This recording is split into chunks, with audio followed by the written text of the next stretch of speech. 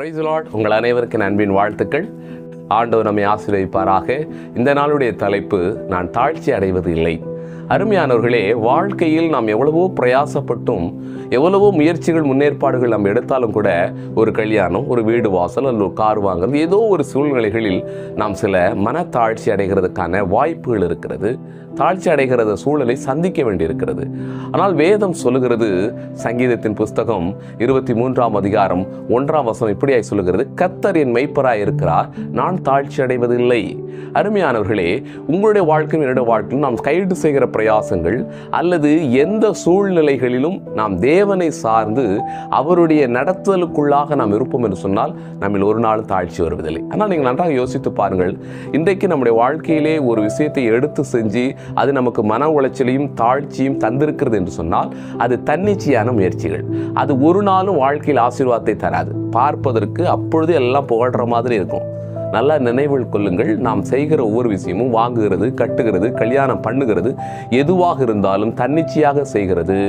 சில நாட்கள், சில காலங்கள் அது மகிழ்ச்சி தருவது போல இருக்கும். ஆனால் நிச்சயமாக காலங்கள் கடந்து போகின்ற பொழுது அது தாழ்ச்சியை உருவாக்கும். இதற்கு காரணம் என்ன தெரியுமா? தேவன் அந்த காரியத்திற்கு நம்மை மெய்ப்பராய் இருந்து அந்த காரியத்தை செய்யும்படி நம்மை நடத்தவில்லை என்று அர்த்தம்.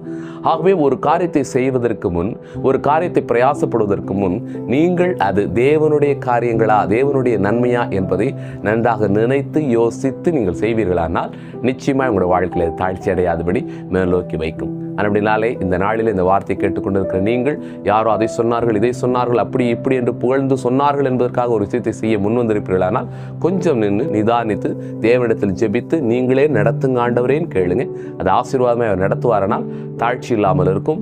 மிகுந்த ஆசீர்வாதத்தின் நன்மையும் கொண்டு வருகிறதாக இருக்கும். இந்த நாளில் கர்த்தர் உங்களை ஆசீர்வதிப்பாராக. மேலும் நன்மைகளும் கிருபைகளும் தொடரும்படி தேவன் உங்களை நடத்துவார். நாம் தலைகளை தாழ்த்துவோம், ஜெபிக்கலாம்.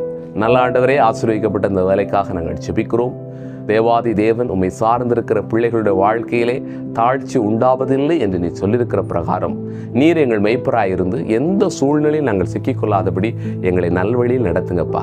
நாங்கள் ஆட்டுக்குட்டிகளாய் உடைய சன்னிதானத்திலிருந்து எங்களை தாழ்த்தி நீர் கற்றுத்தருகிறவர்களுக்காக, நீர் நடத்துகிற பாதைகளுக்காக பொறுத்திருந்து அதை நிறைவேற்றி மகிழ உதவி செய்யும். ஆசீர்வதியும் பலப்படுத்தும். இயேசுவின் மூலம் ஜெபிக்கிறோம் எங்கள் நல்ல பிதாவே, ஆமேன். கர்த்தர் உங்களை ஆசீர்வதிப்பாராக. தொடர்ந்து நீங்கள் இந்த சேனலை சப்ஸ்கிரைப் பண்ணி வைத்துக் கொள்ளுங்கள், மற்றவருக்கு ஷேர் செய்யுங்கள். இது நிமித்தம் அநேக குடும்பங்கள் ஆசீர்வதிக்கப்படுகிறார்கள். அநேகர் இந்த வார்த்தையினாலே தொடப்படுகிறதாக செய்தி அனுப்புகிறது. அதனால் நிச்சயமாக உங்களுடைய வாழ்க்கைக்கு ஆசீர்வாதமாக இருக்கும். இன்னும் அநேக தலைப்புகளை நம்ம பார்க்க போகிறோம். சின்ன சின்ன விஷயங்களை கொண்டு பெரிய விஷயங்கள் எல்லாம் நாம் தீர்த்து கொள்ள போகிறோம். ஆகவே நீங்கள் நன்றாக இதை குறித்து நிதானித்து பாருங்கள். வேதங்களை நன்றாக திறந்து நன்றாக வாசியுங்கள்.